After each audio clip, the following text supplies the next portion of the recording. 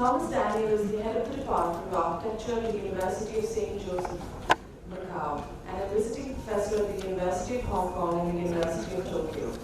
He holds a Bachelor's of Architecture with honors from the Victoria University of Wellington, a Master's in Engineering from Kyoto University, and a PhD from RMIT University. His doctoral dissertation received the Vice Chancellor's Award for Outstanding Thesis. A two-time recipient of publication grants from the Grant Foundation for Advanced Studies in the Fine Arts. He is author of FOBA, Buildings, Princeton Architectural Press, 2005, After the Crash, Architecture in Post-Bubble Japan, Houses and Gardens in Kyoto, Kiyoshi Se Takayama and Amorte, Kansai 6, and an Anatomy of Influence. In 2017, he was the recipient of the M+ Design Trust Fellowship. He is also a practicing architect. His design work has been widely published and exhibited. Thomas's paper presentation is titled Unbuilt Macau. Thomas, could you please join us on stage?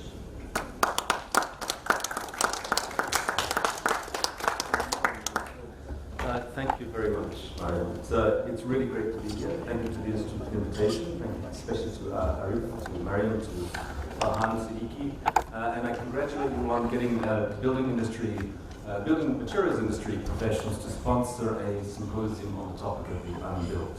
It's a very impressive achievement. So I'm going to talk about unbuilt proposals for Macau, visionary plans that remain unbuilt. As I hope you know, Macau is in China. It was a former Portuguese territory in the Pearl River Delta, which was returned to China in 1999. But it has what's called an SAR status, a special administrative region of China, the same as Hong Kong. So it's semi-autonomous, it has its own legal system and so forth. It combines Portuguese heritage, colonial heritage, with Chinese heritage. It has the highest population density in the world, and the entire economy is based on gambling tourism. So there's a huge amount of new construction, mostly casino resorts, but because there's no land available, the construction happens on reclaimed land, reclaimed from the sea, or at least reclaimed from the Pearl River Delta. So the diagram you see here shows reclamations over the last 100 years or so. The pale yellow indicates what the land was like, I think, in 1911, and then every other color indicates a reclamation that's happened at a different point in time. So some of the increase in land is due to reclaiming, to annexing existing islands, but more than 50% of Macau's landmass is now reclaimed territory. So when the Portuguese arrived in the 16th century, it was about 3 square kilometers, and Macau today is about 30 square kilometers. So that's a 1,000% increase in size, which you can see progressively. It's a little unclear, but that's 1915. You can see the way the land area has increased up until approximately where we are today, which is here. The little piece floating on the left is a piece of China that Macau has leased from the mainland. These are the proposals for reclamations that will happen in the next couple of decades. So each of these reclamations, obviously there are no existing buildings, there's no existing infrastructure. So in a sense, they're a literal platform for reinventing city form, for an opportunity to reinforce or extend or contradict the existing identity of Macau and to project alternative futures. But many of these proposals have remained sadly unbuilt. The earliest reclamation projects began in the mid-19th century, when Hong Kong was given to the British, and immediately all of the trading companies moved from Macau, where they'd been based, to Hong Kong, partly because the harbour of Hong Kong is deeper than the harbour of Macau. And the Macau economy crashed, and the government, the Portuguese administration, started 2 policies that were going to completely change the future of Macau. Firstly, they legalized gambling, so it could be taxed. And secondly, they started making feasibility studies for making the harbour deeper and increasing the available land area. So they began by working on the west coast of the peninsula, where the harbour was located, the inner harbour, straightening the coastal edge with sea walls and landfill, and creating neighbourhoods of aligned streets. But nothing really happened until the 1920s, when this man arrived from Portugal, an engineer called Hugo de Lacerda, and he was a visionary. He had plans to completely transform Macau. He wasn't just going to fix the harbor, he was going to fix the entire territory. So all of the pink and yellow shapes you see here are proposals for land reclamations that remain unbuilt, but he certainly had big ideas. In 1923, the dredging work began on not the inner harbour, but on the outer harbour. Hubert de Lacerda decided to abandon the existing harbour and just move on to the other side of Macau and create a huge international shipping port facing into the Pearl River Delta. And it was a failure. It never became an international shipping port. Hong Kong is still the major port in this part of the world. So the major effect of his proposal was a side effect, because the dredging resulted in 50 million cubic litres of sludge being lifted from the bottom of the Pearl River. And that was used to create, what a laser pointer here? To create, on the right-hand side of this drawing, there's a huge area of land, which is about 125 hectares of new land. That's the sludge that was dredged up from the hub. So you can see the land. Okay.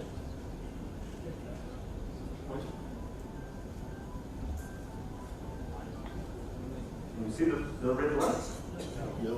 I can't, but it's there. So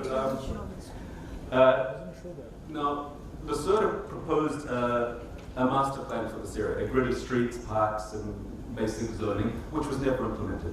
Right throughout most of the 20th century, this particular piece of land remained empty. This is what it looked like in 1939, just at the beginning of World War II. There was a seaplane port, but almost everything else was open, undeveloped land. And it became settled by refugees from the war, Chinese refugees, who built little shacks and grew vegetables. But there was no serious development there. But if you look at maps from this period, you can see in every map, whether it's a Chinese map or a Western map, there's always some kind of grid of streets and building lots on there, but it's all unbuilt. It never actually happened. Right until the 1950s, it was open, undeveloped territory. And then the first major thing to happen to it was in 1970 when the the Lisboa Casino Hotel was built by a man called Stanley Ho, a Hong Kong entrepreneur who had told the Macau government, if you give me the casino monopoly, if I'm in control of all casinos in Macau, I will develop this area of open land. So he built this here.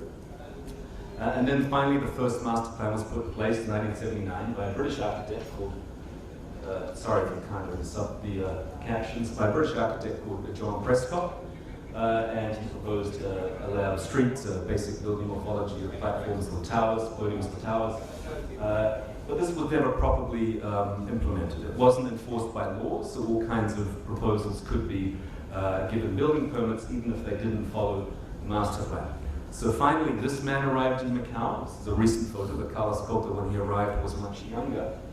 And he was put in charge of the first ever planning department in the Macau government. And he'd inherited this incredible mess of a city. This is in the 1980s what the ZAP district looked like, still completely undeveloped. And this is a realistic map of what that area looked like. So he'd inherited a totally incoherent city, and he was asked to make a master plan and make it all coherent and workable and functional in terms of pedestrian parts, vehicular parts, and so on. So instead of trying to create an overall master plan for all of Macau, he divided Macau up into districts and gave those districts to architects outside the government and asked them to make master plans. And he and his team inside the government, they just worked on the connections.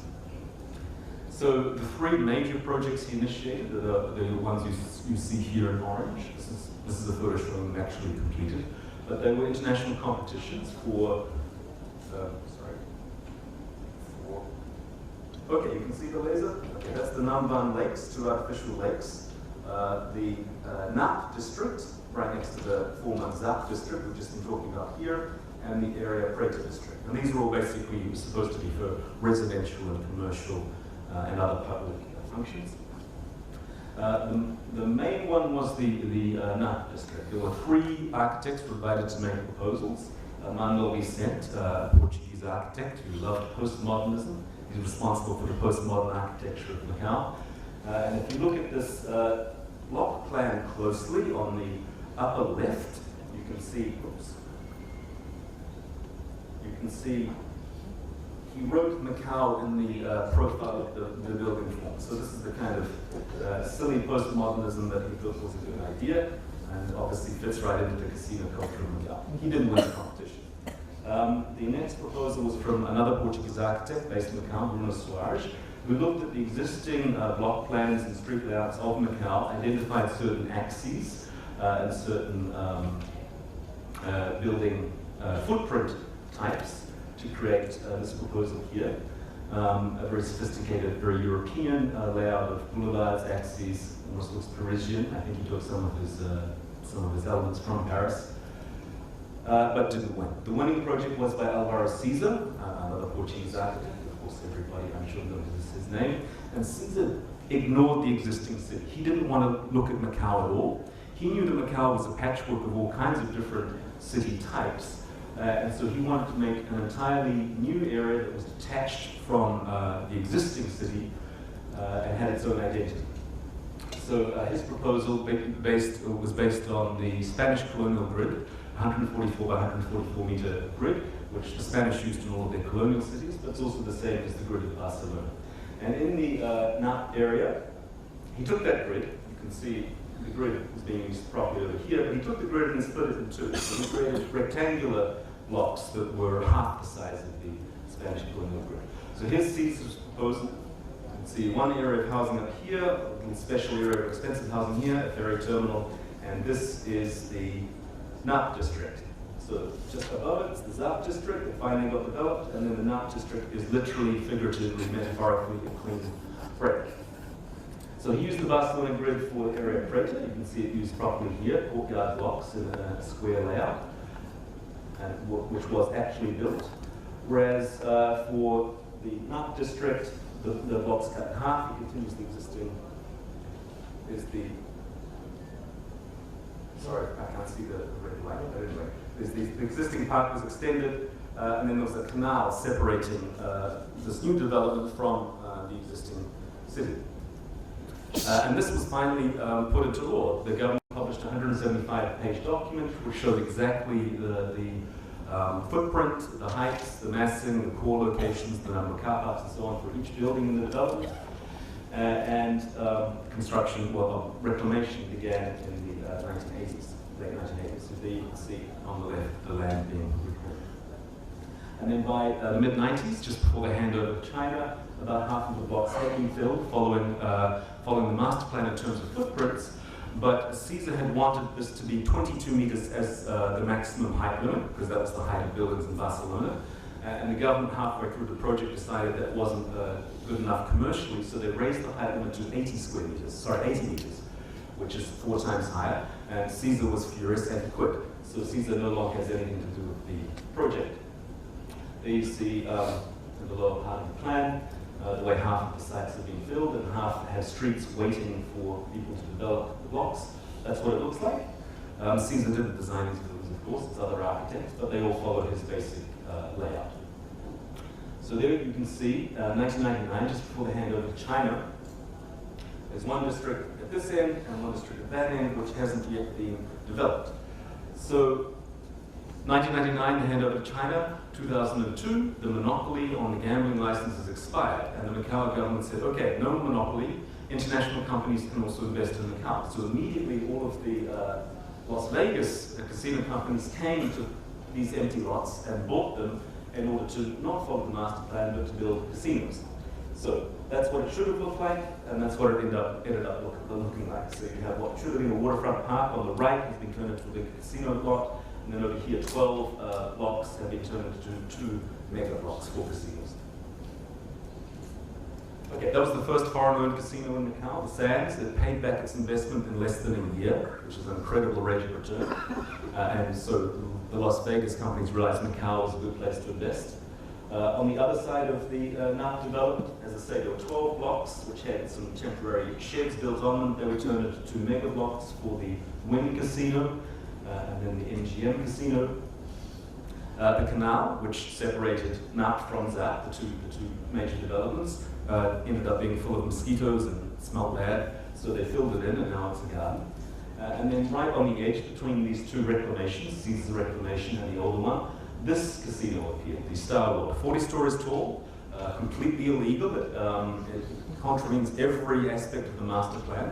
And a lawyer who was living across the street sued the Macau government. He said, you're issuing building permits for these casinos that completely break the legally enforced master plan. And the government said, well, the master plan is kind of out of date. And then they repealed it. So the guy lost his case. And anyway, so around the Macau Peninsula, you can see these casinos appearing. There's the oldest one, the Lisboa Casino, the first casino on reclaimed land, and then some of the newer ones over there. We have an extension to the Lisboa, which is, of course, 20 times bigger than the original. It's the ugliest building in the world, which I think is one of Macau's claims to fame. It has some of the ugliest buildings in the world. There it is. It's even better by night, or even worse, depending on your point of view. We have a water cube. I think the same facade contractor who did the original water cube in Beijing was used for this. And that's what Macau Peninsula looks like at night. But this is nothing compared to what was going on elsewhere in Macau. The other major reclamation happened between the two offshore islands. Up until now, we've been looking at the peninsula, but the two offshore islands, which are connected only by a bridge in the 1960s. The other reclamation that happened in the 90s was to completely fill the area between these two islands, turning it into a single 20 square kilometer island with an airport. And this became the site of the biggest casinos in the world. So it was intended for people, for a new town for 150,000 people, because there's not enough housing in Macau. There was an international competition. This was the winning project, which remains unbuilt because they couldn't find investors. They built half the land. No one was willing to invest in the available sites, so you see half the land built. This was in 2003. There's the bridge is now a big boulevard, and you have half of it sea, half of it swamp, and then only 7 years later it's all developed. What happened was the Las Vegas Sands Corporation, Sheldon Adelson, came to the site and he had this vision of an Asian Las Vegas. He said, we don't need housing here, we can use this boulevard as not the Las Vegas Strip, we'll call it the Cotai Strip. This region is called Cotai. And started construction in 2007, and the Cotai Strip became a trademarked, copyrighted name, and this is what it looks like now. So no history here. 20 years ago this was open sea, 10 years ago this was swamp, and now it has literally the biggest buildings and biggest casinos in the world. The Galaxy, the City of Dreams, this is an architectonical project. The Venetian, which is not a copy of Venice, Italy, it's a copy of the Venetian Casino in Las Vegas. It's the biggest building in the world. That's an interior shot. That's a fake sky painted on the ceiling. And Parisian, because we need more European cities in Asia. The Wynn Palace, Studio City. And this one's under construction right now. Zaha Hadid's hotel project, the Morpheus Hotel. Some quite nice architecture. There's the MGM. This is a rendering. This is under construction. It'll be finished soon. And some of them probably will remain unbuilt. Now, while all this was going on, Macau was still running out of land. They hadn't built the housing they needed. They applied to Beijing to build another 7 square kilometers of reclaimed land, because after their handover, Macau had no more territorial waters. They were given permission for half of that, but the Beijing government said, okay, you can build this land, but no casinos. Last year the law changed, and now this is Macau territorial waters again, so again, they might build casinos here, you never know. This is you can see the land on the right has been built in some cases, and these are renderings showing the master plan done by an office in Beijing. All for housing. Now here we see Macau on the left, and on the right is China, because while all this was going on, the big islands on the left, Macau's on the right, the big island on the left, that belongs to China, and the Chinese have been filling that in and reclaiming all the land there. So the two large islands at the lower left have become one enormous island, which China is using as for education, culture, commerce, leisure, research and development, high tech, and so on. And as part of that development, the Japanese architect Araki Izuzaki was asked to make a master plan for this island called Hanshin Island. And he said, instead of making a master plan for an island, I'll make another island. I'll make a new island offshore. And I know I have a couple of minutes left, so I'll just go through this very quickly. So he said this new island can be considered a utopia. It's totally detached from all the existing situations, and we can make a new kind of international community here. So his inspirations were many. What he wanted to do was to avoid having a single person create the master plan, like the great visionary. He wanted it to have the complexity of a real city that is built up over time with the input of many, many people. So, first of all, he used the Chinese principle of feng shui, Chinese geomancy, to lay out the basic axes of the island. This is the society sketch. Then he took the imperial palace in Beijing and he laid it over that island to create the central business district. Then he looked at the famous book by Thomas More from the 16th century called Utopia, because his city was Utopia, which shows an island connected by 2 bridges to the mainland. So he used 2 bridges. Then he looked at Venice, and he took the river that runs through Venice and he laid it across the master plan. He was trying to create an interference pattern of an extreme complexity of things that didn't match up to create the vitality and liveliness of a city that has arisen over time, rather than a city that has been master planned. So, then in terms of laying out the residential and commercial districts, he used lots of principles. He took a map of church locations in Venice, superimposed it on the plan, and he used computer algorithms to remember this is 1995, things weren't so sophisticated there, to create patterns of density and height, and thereby create the block layout. Okay. So, sorry, this sometimes happens when you move to a different computer. Do I have any more pictures there?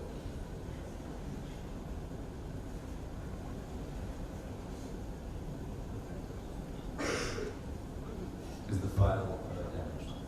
Maybe that's okay, because I think my time has run out, so you'll never know the end of the story. But it's, well, I'll tell you the end of the story. It didn't get built. Okay, so he looked at Chinese traditional models for housing, these circular courtyard houses, which he turned into kind of modernist residential blocks, which you see here. He took the larger courtyard communities of China and used them to create commercial and office building districts. He even looked at the communities of houseboats that you find in some parts of China and turned that into an architectural prototype. Which you see here. So here was a sketch of where he was, but that wasn't complex enough for Isozaki.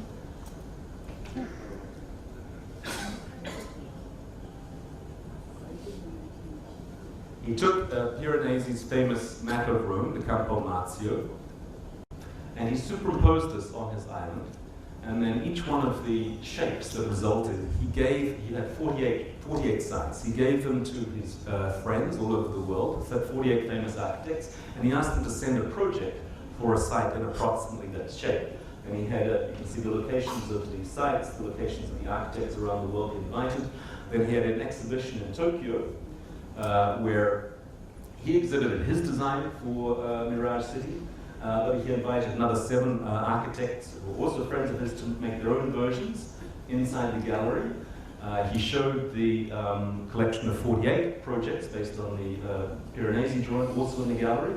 And he invited people who visited the exhibition to change the models that they wanted to, and you could even send in suggestions by internet for your own design proposals for Mirage City. And it never got built. So, what I was going to do next is I was going to show you a series of student projects based on all of the principles for Macau, based on the principles that I've been showing. But I think I've reached my time, so perhaps another time I can show you the student projects. Would you like me to continue? Okay. So, I'm going to show you 2 studio projects very quickly.